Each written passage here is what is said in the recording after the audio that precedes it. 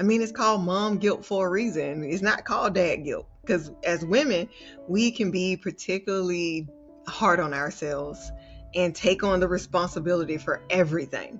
And I was doing that.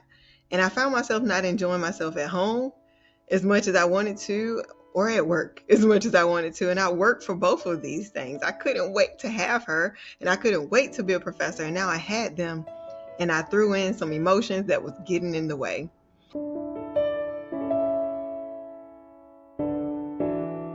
When I first started my job as a college professor, I had one child. She was 11 months, and I just adored her, and I thought she was the best.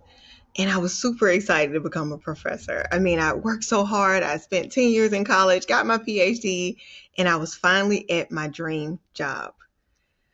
Something weird started happening to me is that when I was there, I found myself really worrying about my child. Is she okay? Is she getting enough food? Is she sleeping enough? Is she happy? Does she miss me?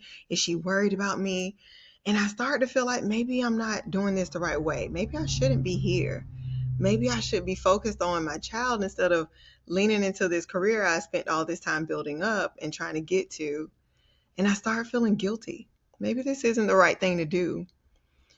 But it got even worse because when I got home, I was super happy to be with my child and I would spend time with her. And then after a while, I would start worrying about if I was demonstrating that I was a good enough employee. That am I showing myself to be working hard? And I would kind of feel guilty for focusing on my child. So obviously, I had a problem. I was having a full out battle with mom guilt. And we were going blow for blow, and mom guilt was winning. I mean, if I could win an award for amount of guilt I felt, I would have so many awards at this point because I just would feel guilty about everything. Guilty of they not having enough fun. Are they happy? Are they feeling good? Just feeling guilty all the time. Guilt simply means having feeling a moral responsibility for a wrongdoing. And as a mom, I would feel that way. I mean, it's called mom guilt for a reason. It's not called dad guilt because as women, we can be particularly hard on ourselves and take on the responsibility for everything. And I was doing that. And I found myself not enjoying myself at home as much as I wanted to, or at work as much as I wanted to. And I worked for both of these things. I couldn't wait to have her, and I couldn't wait to be a professor. And now I had them, and I threw in some emotions that was getting in the way. So a good question to ask might be, why are we doing this to ourselves? What's happening?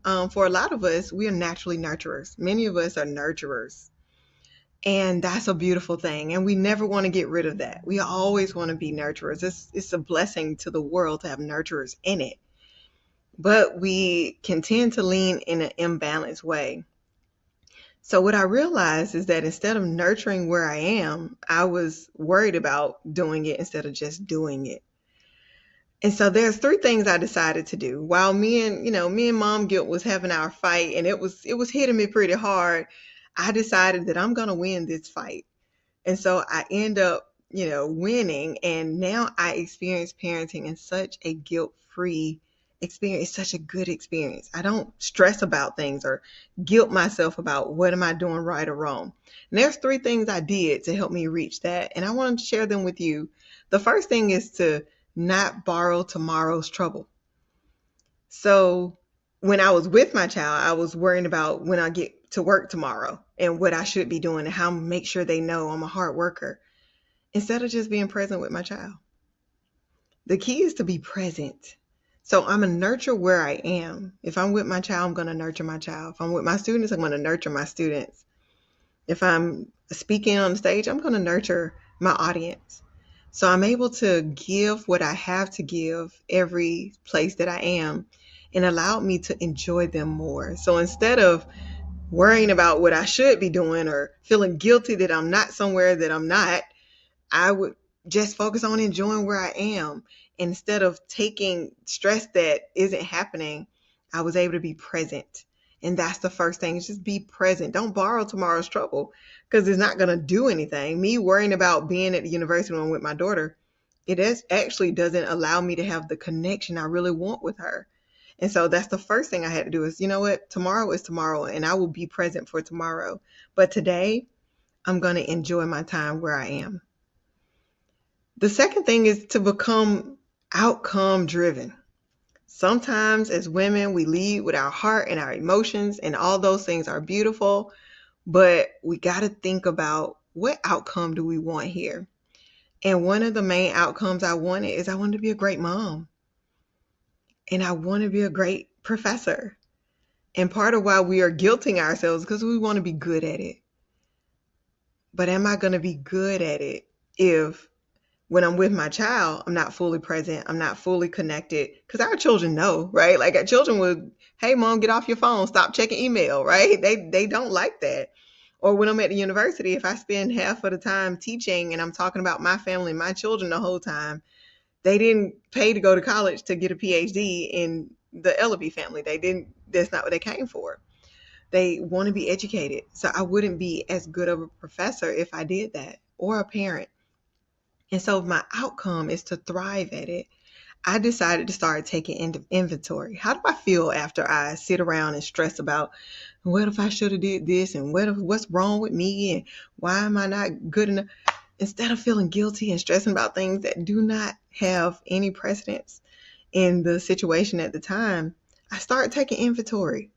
Is this helping me? How do I feel? I wasn't feeling good. So I decided to, you know what, let me transition. Let me just start being really present, enjoying the time that I have, and stop working in my mind, creating problems I'm not even having right now. And what I found is that I was more easily able to let guilt go because it wasn't serving me. When you take inventory, you can let it go because it's not serving you. It's not helping you. And the last thing is very important. Sometimes we feel guilty as moms as parents, because we can't give something to our children that they want. That they might want, a certain toy or go on a trip or do certain things, and the resources simply might not be there. And so the third thing I learned to do to get rid of my own guilt was talk through difficulties. Is that, you know what? I wish I can buy you this bike or costume or let you have a party at the, place where, it's super expensive to rent a space. I wish I can do that. I would love to. And that feels hard for me. Just be authentic with them. Talk through it. Children are truth seekers. They will notice when you are being authentic, and it will allow them to be closer to you. Just be honest. Hey, I prioritize our resources on the mortgage, the rent, your food, your education, our transportation, and there just isn't enough left over this month. But let's try to make plans for how we can invest in that down the road. When I do that, I find my children often give me a break. They say, Mom, it's okay. I'll make my own costume. And then they get an opportunity to lean into some skills and try new things and be overcomers. And so sometimes we are feeling guilt for things that we don't even want for our children. We don't want everything to be so easy that they don't know how to improvise, that they don't know how to come up with creative ways to accomplish their goals. We actually want them to have those skills.